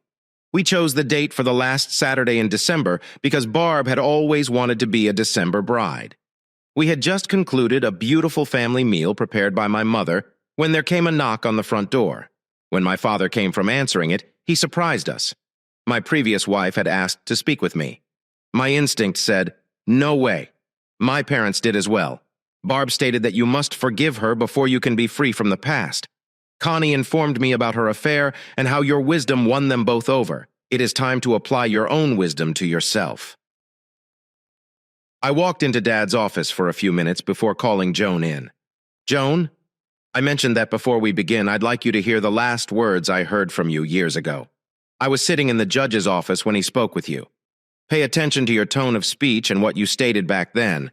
Just so you know, I emailed CNN a statement stating that I was present when the judge taped it and listened to the exchange through speakers. You two were talking." Joan's face turned white. She now realized I knew the whole truth. The media has never shown the entire conversation. I excused myself to have a big drink so she could hear her own words the way I did that fateful day. I returned with a scotch and water, listening to the door until the judge and her chat was over before returning to Dad's office. Imagine if you can. That conversation from my perspective, as I listened to you purposefully write me out of my children's life. Consider my perspective on the cheating, hurt, pain, and tears. Consider how much we all had to spend. Because you become my older brother's high school classmate, 304. I've asked James several times what he did during his 3 years with us, aside from screwing you behind my back. What was it that you famously informed our daughter about their father's death? It was sad but accurate. But we may be grateful because Uncle James introduced all of you. I spoke rudely and firmly. Did you ever express something in our relationship that was completely true? Jennifer, Judy, and Joe have all heard the same thing. They've all seen the date it was recorded and know it occurred before my alleged death. As a result, they now question everything James and you have ever said to them. They're listening to that tape, and it's damaged any trust they had in the two of you for good. I informed her that time had demonstrated that I, James, and you were nothing more than a tool for you to utilize to achieve your goals. When Jennifer found me, I realized I couldn't be the Walking Dead anymore. It was time for me to restore my name and family in my life. I declared that the family secrets must come to an end. Joan appeared shocked. My words were torn apart like steel arrows. Everything I said pointed directly to her and my brother. The tears were now falling like a gentle spring shower. I had to question if it was due to remorse or shame about being detected. I went out from behind my father's desk, handed her a box of Kleenex, and took my drink in hand. I went, stating I'd allow her to gather her thoughts. Barb and my parents were in the living room when I entered. My mother was showing Barb all of the images she had gathered throughout the years. "By the looks on your face." "I'm guessing things aren't going well," my dad said. She heard her own comments to the judge in his response before I offered her the opportunity to reply. I encouraged them to imagine how I must have felt while listening to a conversation on his speakerphone at the time. I asked her a couple questions, and she lost it. So I'm giving her time to gather her thoughts before we speak. I informed her that her daughters had also overheard the exchange, which had occurred days before my supposed death. I pointed out that her own comments had shattered her daughter's confidence in both. I came out because I didn't want to see her in tears. I responded that she could no longer deny her own past or her lies. "Are you okay?" Barb inquired in genuine concern. "Simply telling the facts." I stated, "It has given me an inner peace that I have not felt in a long time. My hatred and anger are gone. I'm now prepared to embrace whatever comes." Mom commented that Barb appears to have been correct at the time. After refilling my drink, I returned to the office and sat down, starting a cigarette. I waited for her to start. "We noticed you catching us with the brass ring. Finally, we would obtain what we had always wanted, the opportunity to live our lives outside of closed doors." When the judge called, James was in the kitchen with me. We both noticed him tampering with what was not his business. His hatred and anger fueled my response. Joan remarked softly, "I really hadn't thought much about my comments." You know, the judge was correct. Your father had received an SMS, the footage I captured before the judge summoned him. Your father instructed us not to do anything till he arrived within an hour. He was in his jet heading down when he heard our chat. He went into shock. They both believed, as did I, that you had set everyone up. If the truth came out, their careers would be ruined, and their reputations would be irreparably harmed. When Jennifer heard it, she requested that we have our DNA tested to confirm what we thought was true. Fortunately, she was my biological daughter. Both would have killed you if it had been legal. I responded. Your statements demonstrated that what you two were doing was deliberate. Now you understand why. Until now, your own father has had little to do with you.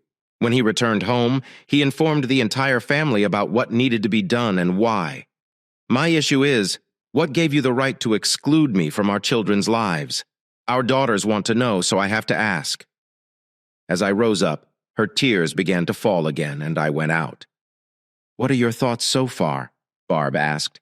"She is trying to excuse her conduct, nothing more, nothing less. She has exhibited no remorse and has not apologized. I believe she is merely sorry about it. The fact that everything has come out." I explained that just glancing at the three of them taught me everything I needed to know. They were just as astonished as I was. We were attempting to figure out why she had arrived. "We're both looking at doing time," Joan replied when I returned to the room. "The FBI has charged us with lying to them, at least tax evasion, faking a death stealing, and several other offenses. Everything involves your trust. Our lawyers are currently negotiating a plea deal before we are officially charged. James and I both believe that if you spoke up, they might not be so severe. Unfortunately, they have yet to ask me a question. Why should they? I was in the troops fighting for our independence while others were playing games." I smiled and said, "I can't really help you, can I? You made your bed. You lie in it. This is James and Mess. I have always wondered if you were ever truly in love with me. I now see you weren't. I guess you learned the hard way that there are consequences to your actions that money cannot purchase. You have not changed. I had hoped that you would apologize for what you had done, but you did not. You came to try to save your own skin. It was all about you and what you desired. Please grant me the pleasure of escorting you out. I suppose you'll both go to jail and say it's not your fault." I couldn't stop giggling as she exited the house. Mom and Dad were being exactly that. Barb and I had to sleep on separate beds. It made me realize how devoted to Barb I'd been. Nothing beats the comforting presence of a loved one's body next to you in the middle of the night. It was a night spent tossing and turning. It made me realize how much we'd become one. Barb snuck into my room and told me I couldn't sleep without you. It made me smile, I replied. Moments like this make us feel youthful, as she climbed in with me. When she saw my tears, I drew her into my arms. She had to ask why I replied. I now realized what it meant to have a loving wife. It became a memory we'd share and treasure for the rest of our lives. I guess my remarks hit home because I started crying. I cannot. Her down with gentle kisses. I need to know now, she asked. How do you feel about us having children?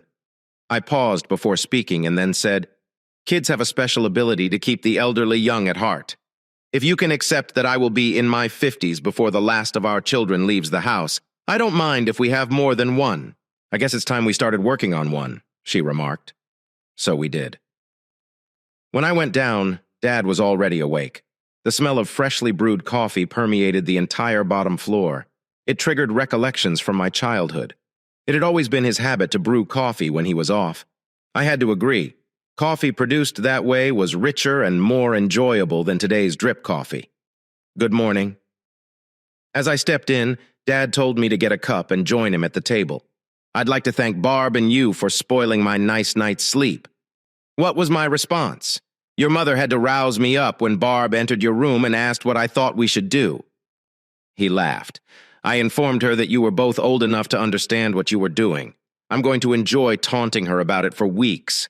Tell Mom that Barb and I don't sleep well apart. We learned that thanks to her last night, so I responded and informed her that we intend to give her a couple more grandchildren within the next several years. Barb wants them to be close due of her age. Dad replied, I suppose we'll be looking for a home and sperm now that I'm semi-retired. Your mother will want to spend a lot of time as a grandmother again. Jennifer and Steve were the first to arrive. Barb and I hadn't seen them since their wedding, so we got a chance to catch up. They were both delighted to be a part of our bridal party. They explained what they did on their honeymoon. Barb described what happened when I met her parents, making it clear that I was a happy drunk. That embarrassed me by showing them a video of her father, brother, and me drunkenly performing a Baroque song. They roared at that one. Even my father broke a smile. Steve found it amusing because Barb's father had been my drill sergeant, and her brother Judy and one of my grunts, Joanne, arrived about an hour later. Judy was ecstatic when Barb asked her to be our maid of honor. Until then, she had not taken it seriously. They spent quite some time catching up on all the gossip from where she used to work and their mutual acquaintances. Mom had to gloat and rejoice over our plans to have children. Of course, Jennifer had to inform her sisters about my renowned video. So, of course, I got a lot of teasing over that. Steve asked Barb to send him a copy so that he could forward it to his father. Barb said, "Let them know that we're engaged." We'd been quite busy with the addition's development and her new work. We haven't seen them since the beginning of the month. It should be completed before the end of the month. She stated that it was a 4-bedroom garage with a large separate storage area behind and a 3-bedroom apartment above. We have a fully enclosed walkway to the mudroom, which will be connected to the house. It took them a week to level the ground before they could start building. At the same time, we increased the size of our leveled backyard and extended the patio. We're hoping to have it stained and sealed to match the house.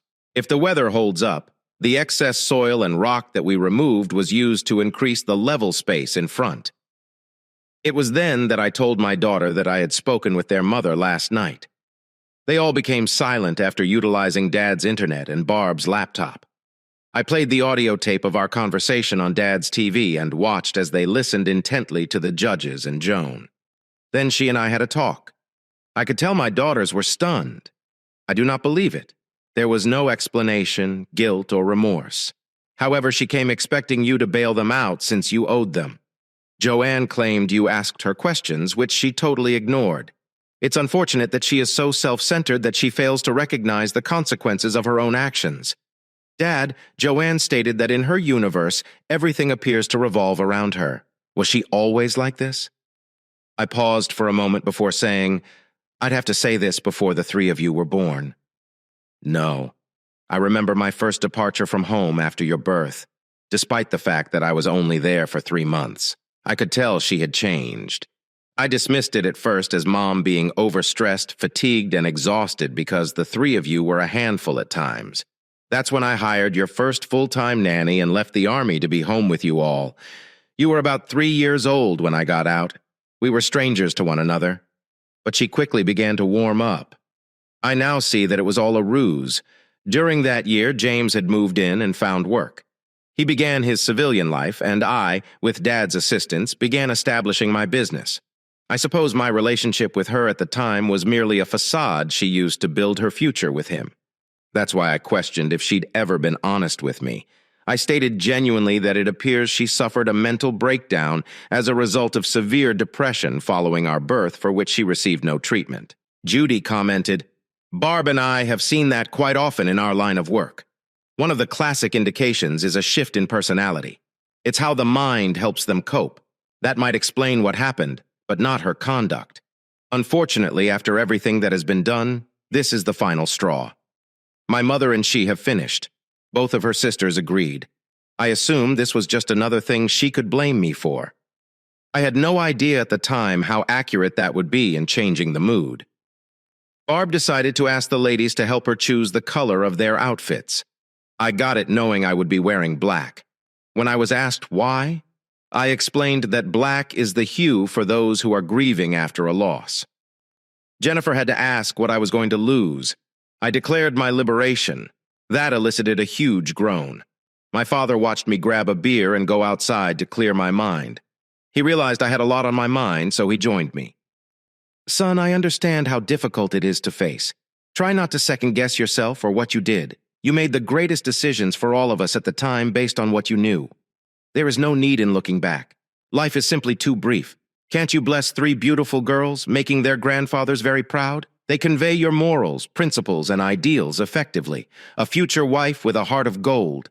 My father and mother divided their estate amongst me and you all, riding James out. You served your country and saved countless lives. You always picked the high road in your life, even if you temporarily lost everything. Today, you stand tall and proud." He explained that you are free to live your life the way you see fit. Your daughters have just written their mother out of their lives.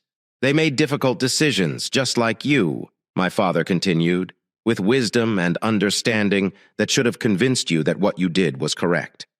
It was solely your conduct. This brought your daughters home.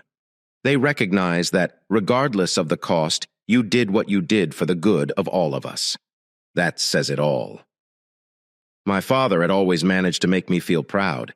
His brilliant remarks always seemed to lift me out of the fog, giving me a clear vision. "Just imagine having grandchildren who are older than their uncles and aunts," he added with a giggle. "Few people get a second chance to do things right. What should you focus on? Come and leave the crumbs of your past behind with a smile on my face." We stepped back in and joined the rest of the family as they continued to arrange my wedding. Barb, my mother, and my 3 daughters were now debating whether to send flowers to a church ceremony or a justice of the peace. "Will it have a Christmas theme?" I shake my head. So Dad and I spent the rest of the afternoon playing crib for a cent, with skunks worth double points. I wound up losing $4.65. He told them to go for it and just show up at the wedding. It's the most convenient method to stay out of trouble. He was correct on Sunday before we departed. My mother had Barb phone her mother to alert them that we were getting married there. She was thrilled. Barb also stated that her prospective mother-in-law wants to be part in the organization of events. Dad overheard my mother say over the phone, "Don't worry about the cost. My husband and I are giving these 2 a wedding present." He rolled his eyes. The 2 mothers disagreed, but my mother triumphed by putting her foot down. There were no other options. Since she was a teenager, her close female friends had always referred to her as Sarge. They did agree that everything needed to be authorized by Barb. It reinforced in my thoughts that I was married my mother's replica because Barb was the same way. The way things were coming together made me wonder if Joan and I had truly been in love. We flew home. Barb mentioned that her folks were flying out. Mom wanted to talk about some sites and what to offer on the menu, which band to hire, and everything else she could think of to make things more complicated. They wanted to see how we lived our daily lives. We didn't even have to pick them up. Bill was hiring a truck so they could take day trips from our property while touring the island. He had always wanted to do this, and now they had a chance. It's little over 2 months until the wedding. Time was catching up with us quickly. We returned home to discover that the dive had burned down. So Tuesday morning, I found myself sitting with the owner.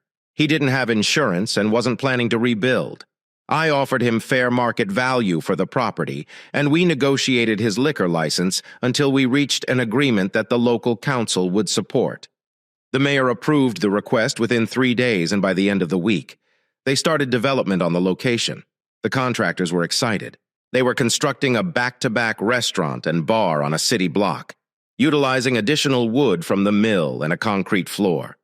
The two businesses share a common internal wall. Everyone was thrilled with the village-approved plans. They said they would finish the outside in 2 weeks.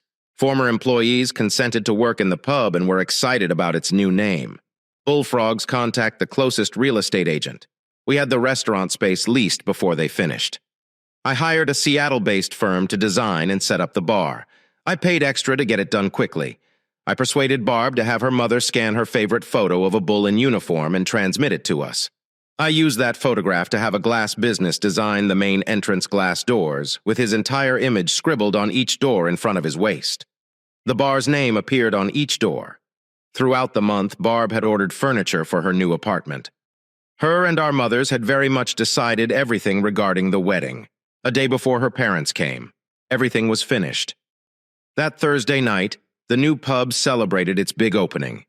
It was more successful than the last one ever was. Everyone raved about the bar food selection. Barb smiled since she had planned all the goods and given them individual names. We had 31 days until the wedding. Barb's parents would arrive around 5 on Friday night, so I was surprised to learn that morning that Barb wanted me to drive her to the regional airport in Port, insisting on driving the Jeep. We had to get there by 2. I asked her why. She described it as a surprise. We arrived at the airport, were attended to in the afternoon, and witnessed a little 6-seater plane fly in. I learned something new. I didn't realize my father flew his own jet. They both looked terrific. We had settled my parents in and were sharing beers.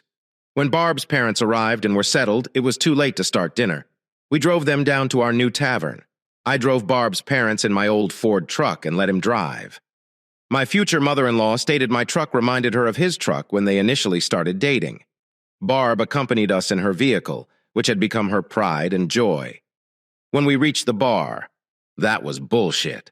He was astounded to see his whole image on the main doors twice. My father, standing next to me, spoke softly. "Well done."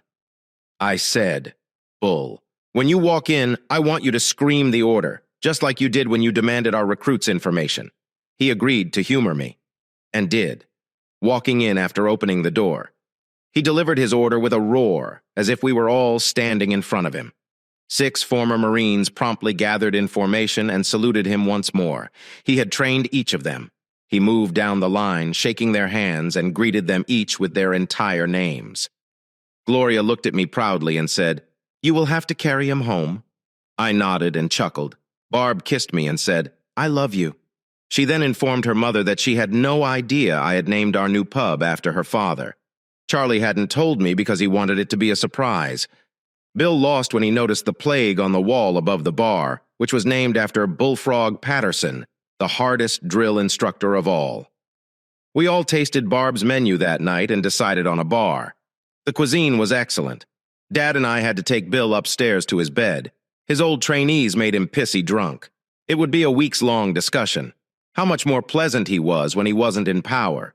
Bill would say for years. It was the second time in his life he had been surprised and perplexed.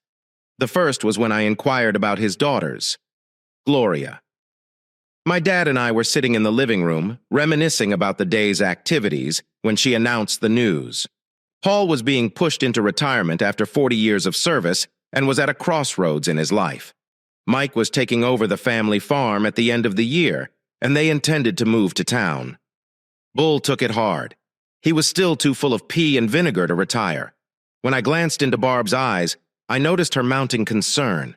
I told Barb that if he lived here, he would be an excellent option to manage the bar, Gloria said. "But where will we live?" "There isn't much available, Mom," Barb replied with a big smile. "We have an in-law suite. If Dad goes for it, it's yours. I should warn you, though, that thunderstorms here can be loud and violent." Her mother glanced at her and asked, "How do you manage them? Ever since you were a child. When we had a bad storm, you would burrow into our beds."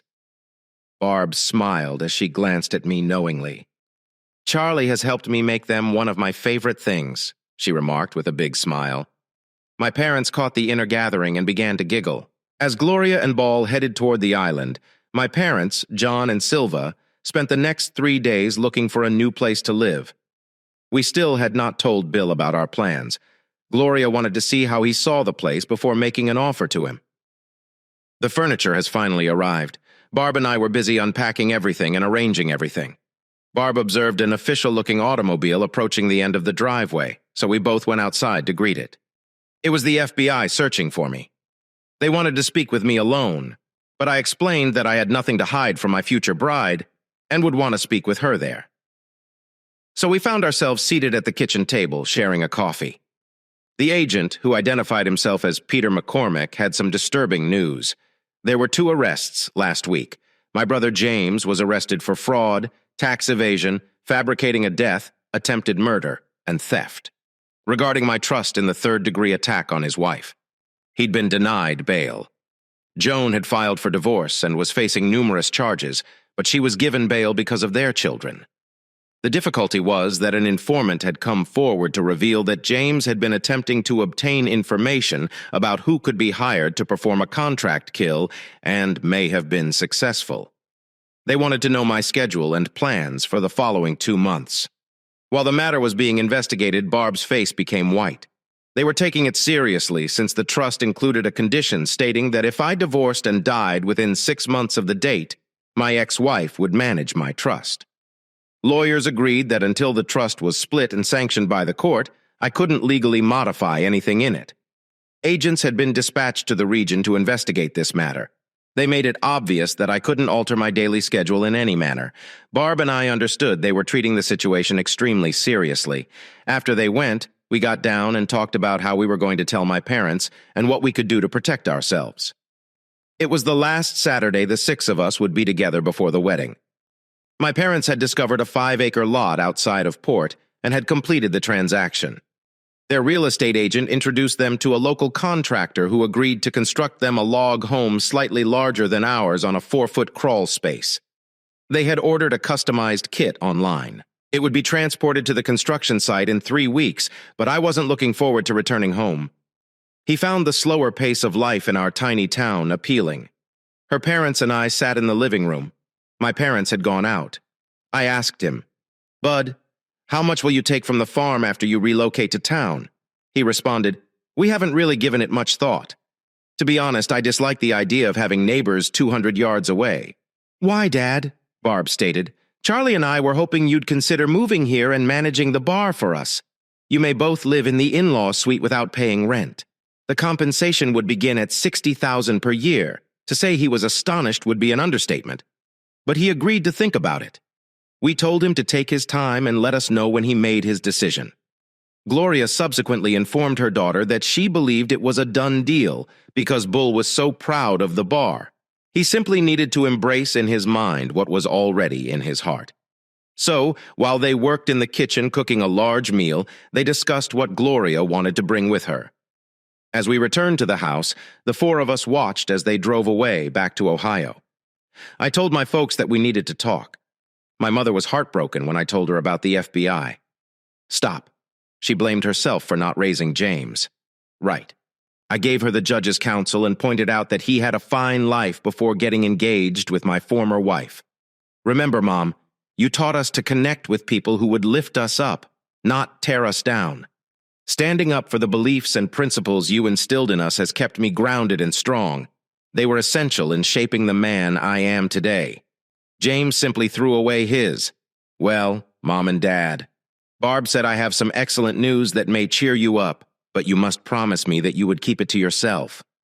I stared at Barb, bewildered, wondering what she had to say. My parents stated that they would consent.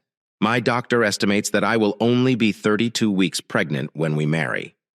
Barb exclaimed with delight. If it is a girl, her name will be Gloria. Elizabeth, a boy, Jonathan, Charles Barnes, the 4th. I assumed my mother would shout. I nearly fainted. So it was the day before my wedding. Bullfrog, Mike, my dad, and the rest of my wedding party. After the rehearsal, we're in the Legion having a few beers. The females were all elsewhere, throwing Barb a bridal party. Paul was saying farewell to several of his pals, and they were rubbing their noses in it. It's in. He was leaving Ohio and relocating to Washington State to run a tavern named after himself. James had been foiled, the contractor for Kill Court. After admitting guilty, he received a hard toe. Joan agreed to testify against her husband in exchange for time served and 5 years of parole. His trial would begin in the new year. The trust had been settled. Joan had filed for divorce and listed the estate where she resided with her 3 sons for sale. The last 2 of our 4 children will enter kindergarten next month.